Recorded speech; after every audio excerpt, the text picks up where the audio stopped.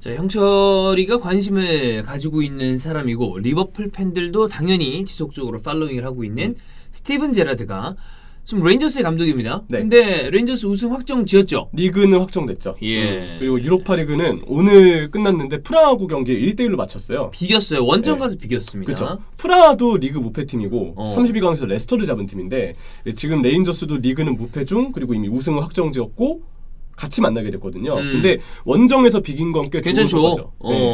그럼 2차전 결과를 봐야 되겠지만 원정 득점하고 비겼단 말이야. 그쵸. 그러면 이번에 이제 맨유 밀란 경기처럼 사실 원정팀이 잘하고 온 거거든요. 다음 라운드로 진출할 가능성, 그러니까 다음 이제 8강 아니야? 네. 8강으로 진출할 가능성이 커졌습니다. 그 얘기인즉슨 제라드가 굉장히 성공적인 감독 생활을 이어가고 있다. 그래서 그 얘기를 잠깐 해보겠습니다. 요즘 약간 관심이 많아졌죠. 클롭 감독 거취에 대해서 직구준 언론들 일부가 공격을 하는 바람에 맞아요. 제라드 후임설도 돌고 그랬잖아요. 그래서 저는 사실 관심은 있었지만 그렇다고 레인저스의 프리시즌을 다 책임질 입장은 당연히 아니에요. 다 볼 수는 없죠. 네. 근데 저보다도 리버풀 팬분들 중에서 더 레인저스 시즌을 다 챙겨보신 분들이 계시는데 네네네네. 저는 그래서 이 팀 자체를 팔로우한 건 아니기 때문에 잘한 선수들이나 레인저스라는 팀 자체보다는 제라드라는 감독이 어떻게 레인저스에 정착을 했고 그게 중요하죠. 올 시즌 어떻게 지도를 했는가, 전술 스타일이 어떤가, 이거는 전술 관련해서는 몇 경기 본 것도 있고 또 해외 칼럼에 잘 올라온 게 있더라고요. 네네. 그런 걸 참고해서 제라드와 관련된 내용으로만 다 꾸려봤습니다. 그래서 일단 제라드 부임 이전의 레인저스의 상황을 보면 정말 총체적 난국이었어요. 한때 4부 리그까지 떨어졌을 정도로 레인저스의 상황은 심각했고 1부 리그에 올라와서도 워낙 활약이 저조했기 때문에 한때 팬들이 보이콧까지 나서서 시즌권 사지 말자. 그래서 3만 건도 못 팔았던 적도 있더라고요. 레인저스가 그만큼 좀 어려움을 겪었던 시기가 있었는데 2015년부터 17년까지 2년 동안 레인저스를 이끌던 마크 워버턴은 2017년 2월에 사임을 했고 그 다음에 3월부터 10월까지 팀을 지휘했던 페드로 카이시라는 감독은 돈은 돈대로 쓰고 실패를 했어요. 특히나 이때 유로파리그 본선에 거의 가까워졌지만 최종 예선에서 떨어지는 바람에 결국 레인저스 팬들이 아쉬움을 삼켰어야 했고 그 다음에 그레엄 머티라는 임시 감독이 와서 또 실패를 했거든요. 그래서 당시에 레인저스는 무려 유럽 클럽 대항전에 6시즌 동안 본선 진출을 못했던 팀이었고 마지막 그 올랐던 시즌이 챔피언스리그에서의 2011-12 시즌이었습니다. 진짜 옛날이다. 이때가 그 레인저스가 재정난이 있기 전 마지막 시즌이었거든요. 그리고 제라드 부임 전 시즌인 2017-18 시즌 당시 이제 카이시냐 감독이 이끌던 유로파 최종 예선에서는 룩셈부르크의 니더콘이라는 팀한테 2차전에서 0대2로 발목을 잡혔던 팀이에요. 이 레인저스와 제라드는 언제 접촉을 했느냐? 일단 제라드는 리버풀 U18팀, 그러니까 아카데미 팀을 이끌던 도중에 레인저스를 만나서 4대1로 꺾었던 적이 있었어요. 그래서 당시 제라드는 이 18세 이하 팀을 고작 1년 넘게 이끈 상태였었고요. 당시 경기를 고무적으로 지켜보던 레인저스의 수뇌부가 카이시냐 감독의 경질이 확정된 2017년 10월경에 그때부터 제라드와 접촉을 했었대요. 당시에 레인저스는 사실 고민을 굉장히 많이 했거든요. 경험 많은 감독에게 리빌딩을 맡겨야 하느냐, 아니면 제라드처럼 새 감독에게 혁신을 맡겨야 하느냐. 문제는 경험 많은 감독들은 레인저스라는 팀에게 크게 메리트를 못 느꼈대요. 그럴 수 있죠. 네, 레인저스는 좀 길게 우리 팀을 이끌길 원했는데 프리미어리그 경험이 있는 경험 많은 감독들은 야, 우리가 굳이 레인저스를 왜 가냐 라고 하면서 결국 좀 많이 반신반의했다고 하고, 그래서 레인저스의 수뇌부도 조금 시간이 지나서 어쩔 수 없이 현실을 파악하게 된 거죠. 결국 20번 가까이 이어진 회의 끝에 제라드로 최종 결정을 하게 됐고 제라드 역시도 그 당시에 1군 감독직에 대한 메리트를 느꼈기 때문에 바로 레인저스의 제의를 승낙했다고 합니다. 그래서 U18팀 떠날 당시에 리버풀 팬들 사이에서도 약간 반신반의했어요. 일단 일부에서는 그래도 1군 감독 빨리 하는 게 낫다 라고 보는 시선도 있었고, 그래도 클럽 감독이랑 같이, 물론 팀 자체는 다르지만 같은 리버풀이잖아요. 클럽의 밑에서 조금 더 배울 수 있는 부분이 있지 않겠느냐. U18팀은 한 1-2년 더 이끌고 경험 쌓고 가는 게 맞다, 이렇게 보는 시선도 있었거든요. 결과적으로는 지금 제라드는 성공하고 있죠. 아주 잘하고 있습니다. 그래서 감독 제라드의 이 지도 스타일, 저희 디 애슬레틱의 기사에서도 나와 있었고, 그 일부 이제 리버풀 관련해서 제라드의 부임 소식, 그 루머가 떴을 때 많은 언론들 그리고 SNS상에서 제라드가 이렇게 레인저스를 이끌고 있다라고 기사를 인용해서 이렇게 SNS에 글을 적어준 게 많았어요. 그래서 그런 부분들을 번역을 해왔는데, 일단 제라드의 지도 스타일을 엿볼 수 있는 부분이 있습니다. 프리시즌 중 선수단이 인터뷰를 하나 했는데 프리시즌 경기인데도 마치 결승전에 임하는 것 같았다 라고 이제 제라드의 라커룸 대화 스킬을 굉장히 높게 보더라고요. 긴장감이 있었다는 거죠. 조금 비장하구나.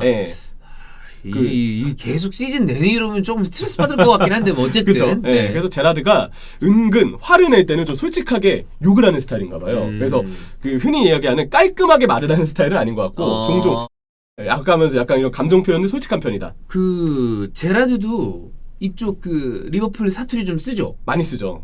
이쪽이 그 억양이나 이런 게 확실하게 딱 튀잖아요. 캐러거도 사투리 많이 쓰잖아. 캐러거 말 되게 은근 듣기 힘들어요. 그러니까 가끔 왜 우리가 이렇게 듣다 보면 이 리스닝을 아주 잘하는 케이스가 아니더라도 영국 축구는 우리가 아무래도 영어 공부를 학창시절에 많이 하니까 떠듬떠듬 들리잖아요. 그쵸. 잘 못 알아듣겠어.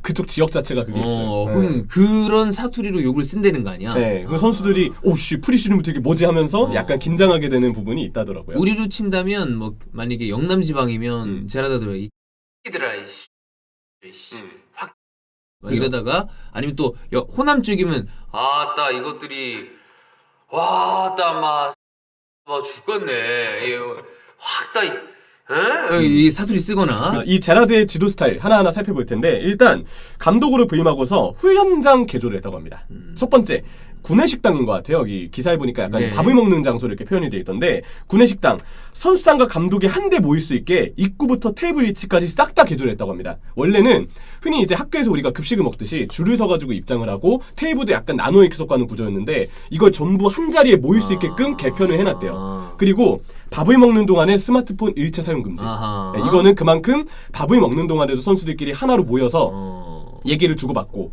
또 경기에 대한 아이디어를 주고받고 소통을 하고 이런 식으로 감독과 선수가 한데 모일 수 있게 장소를 꾸며놨다고 하고요.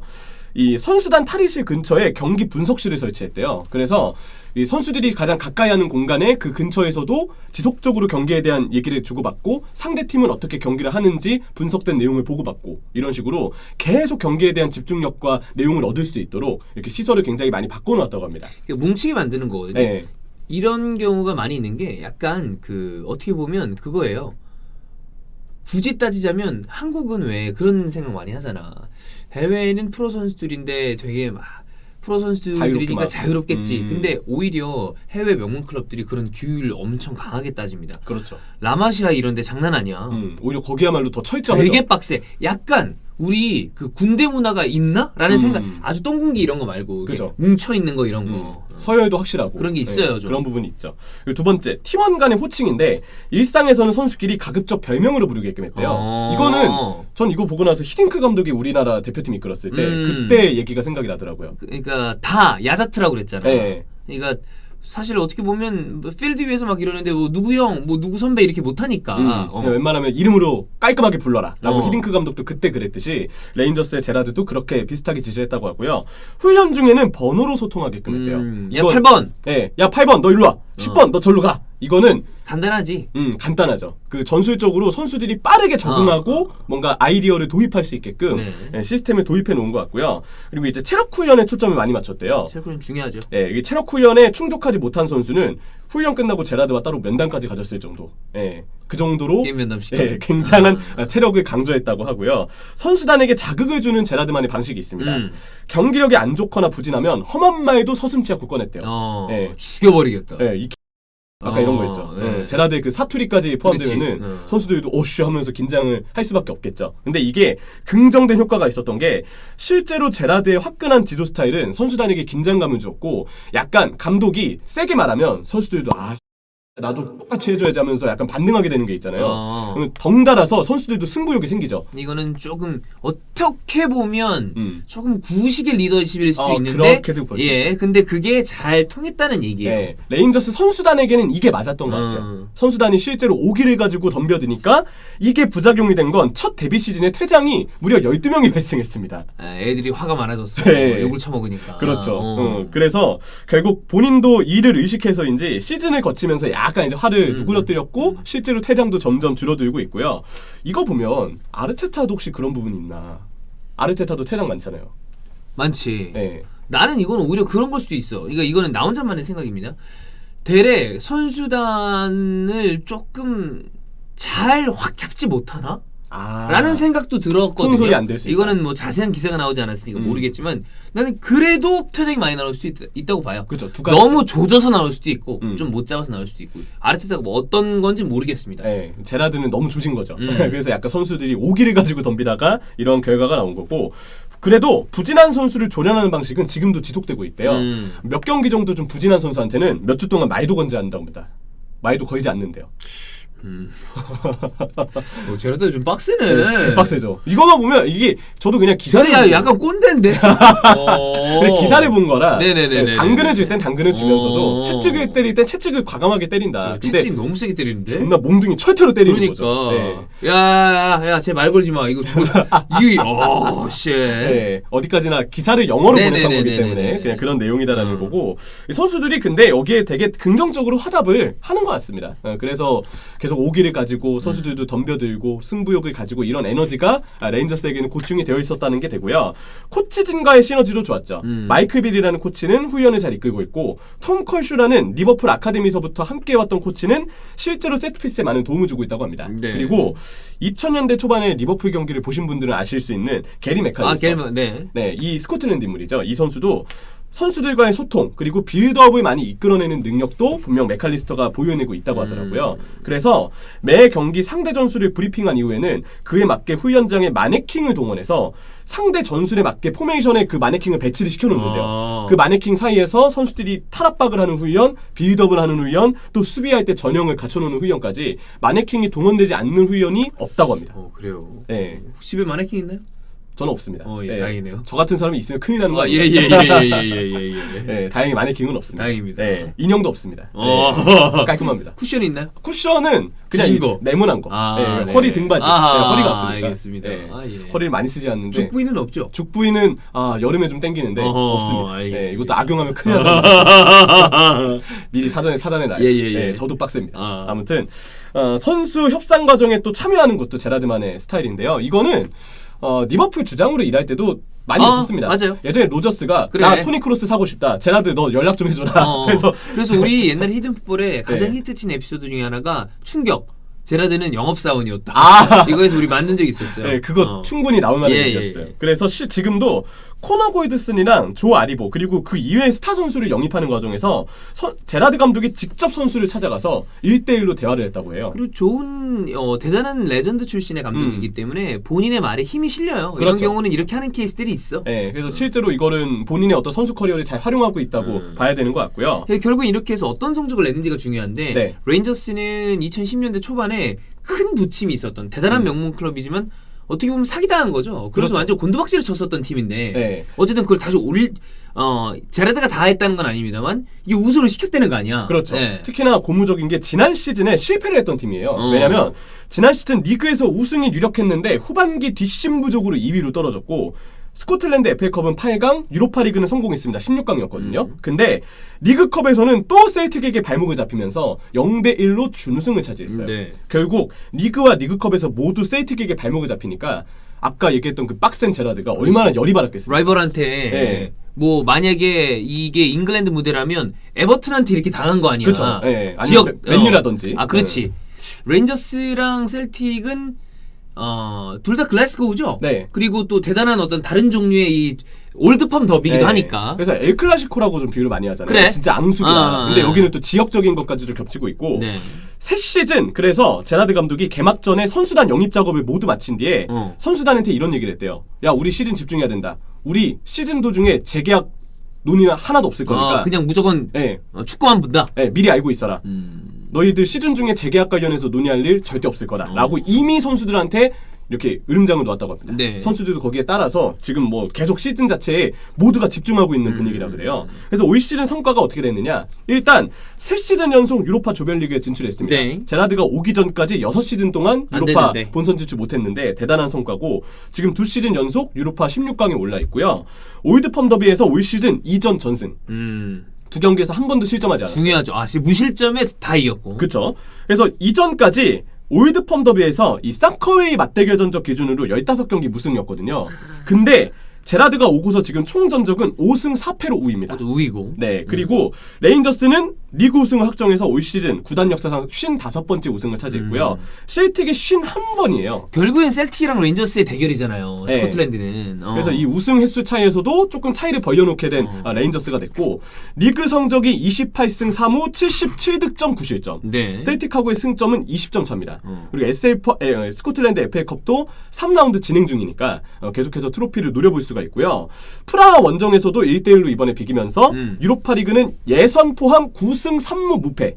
그러니까 리그와 유로파리그에서는 계속 무패를 이어가고 있는 지금 레인저스의 상황이죠. 엄청 승승장구하고 있고 이미 진작에 무패 우승으로 아직 경기를 해야 됩니다. 리가 남았으니까 네. 마무리가 진짜 무패 우승일지는 모르겠습니다만 어쨌든 네. 그래서 이 제라드의 전술 스타일은 어떻느냐 이번 시즌 위주로 한번 살펴보겠습니다. 일단 라인을 깊게 내리는 편이에요. 밸런스를 이번 시즌 들어서는 많이 치중하고 있거든요. 왠지 화끈하게 공격할 것 같은데 약간 내려서 하는구나. 처음에 부임 당시에는 그랬어요. 화끈하게 공격하고 개겐 프레싱을 했는데 클롭 감독처럼 시간이 지나고 또 한 번 지난 시즌에 준우승 실패를 맛보고서는 좀 실리를 찾으려고 그러나 보다. 네, 좀 더 밸런스 위주로 가더라고요. 네. 그래서 4-3-3 형태로 그 수비형 미드필드가 센터백 사이로 내려오는 라볼피아나 전술을 많이 쓰는데 풀백이 오버랩을 해서 공격적인 위치에서 풀백의 크로스를 많이 기대는 편입니다. 그리고 세트피스의 콜이 많아요. 이거는 아카데미 때부터 제라드와 함께 했던 톰 컬쇼 코치의 공로가 좀 크다고 하고요. 네.